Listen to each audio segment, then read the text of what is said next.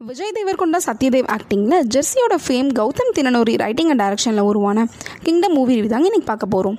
மூவியோட budget 130 crores and run time 2 hours and 40 minutes. Hey guys, welcome to cinematics. இந்த மாதிரி movie ரிவ்யூஸ்க்கு நம்ம சேனலை சப்ஸ்கிரைப் பண்ணிவிட்டு அதையும் பிடிச்சிருந்தா ஒரு லைக் போட்டு விட்டுருங்க. இந்த படத்தோட ஸ்டோரி சினாப்சிஸ் என்னென்னா, விஜய் தேவர்கொண்டா ஒரு கான்ஸ்டபிளாக இருக்கார். 18 வருஷத்துக்கு முன்னாடி தொலைஞ்சு போனால் தான் அண்ணனை தேடிட்டு இருக்காரு. இவருக்கு ஒரு ரா ஏஜென்ட் மூலியமாக தான் அண்ணன் ஸ்ரீலங்காவில் ஒரு ஸ்மக்லிங் கேங்க்கு லீடராக இருக்கிறது தெரிய வருது. இப்போது விஜய் தேவர்கொண்டா ஒரு அண்டர் கவர் ஏஜென்ட்டாக அந்த கேங்கை உளவு பார்க்குறதோட தான் அண்ணனை மீட்டு கூட்டு வர பொறுப்பும் அவருக்கு கொடுக்கப்படுது. இதுக்கப்புறம் நடந்த ஒரு அதிரடி சம்பவங்கள் தாங்க இந்த கிங்டம். ஹீரோ இன்ட்ரோ சீக்வன்ஸ்லேயே நம்ம இவரோட இன்டெலிஜென்ஸ் ரைட்டிங்கை பார்க்க முடியுது. கேஜிஎஃப் சலார் மாதிரி ஒரு டிஃப்ரெண்ட் வேர்ல்டை க்ரியேட் பண்ணி ஸ்டோரி மேக் பண்ணது ரெஃப்ரெஷிங்காகவே இருந்தது. ஒரு இன்டென்ஸ் ஸ்க்ரீன் பிளேயில் கிரிப்பிங்காகவே ஃபர்ஸ்ட் ஆஃபாக ப்ரெசென்ட் பண்ணியிருந்தாங்க. 2-3 கூஸ்பம் சீன்ஸ் கூட ஒர்க் அவுட் ஆச்சு. ஹீரோட பில்டப் அண்ட் அதுக்கு தேவையான எமோஷன்ஸை ப்ராப்பராக செட் பண்ணதால் பார்க்க நல்லாவே இருந்துச்சு. இவங்க எந்த அளவுக்கு எலிவேட் பண்ணி தூக்கி விட்டாங்களோ செகண்ட் ஹாஃபில் அப்படியே இறக்கி விட்டாங்க. அங்கே இங்கேன்னு சில லேகிங் சீன்ஸோட எக்கச்சக்க லாஜிக்கல் விதிமீறல்கள் பண்ணதால் இன்டென்ஸ் ஃபீலையே குறைச்சிருச்சு.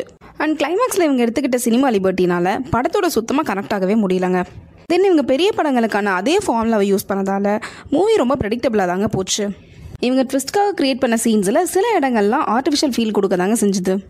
அப்புறம் பில்டப்காக ஹீரோக்கு செமையாக ஹைப் ஏற்றிட்டு ஏமாந்தியா ஏப்ரல் ஃபூல் அப்படின்ற மாதிரி சப்பையாக முடிச்சு விட்ட இடங்களும் உண்டு. ஆக்டர் பர்ஃபார்மன்ஸ் பார்க்கும்போது ஆஸ் அ ஸ்டோரியாகவும் கேரக்டராகவும் நல்லாவே மாட்டியிருக்கு விஜய் தேவர்கொண்டாக்கு.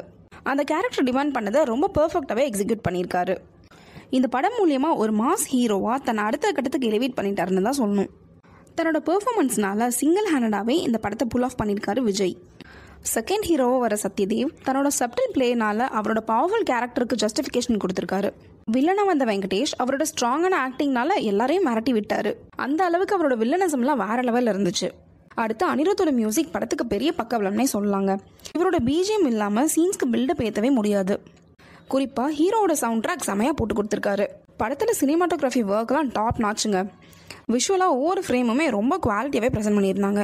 செகண்ட் ஹாஃபில் சில காட்சிகளை ட்ரிம் பண்ணி அதோட பில்டப் சீன்ஸ் எல்லாம் இன்னும் கொஞ்சம் ஃபாஸ்ட் ஃபார்வர்ட் பண்ணியிருந்தா படம் இன்னுமே பெட்டராக வந்திருக்கும்.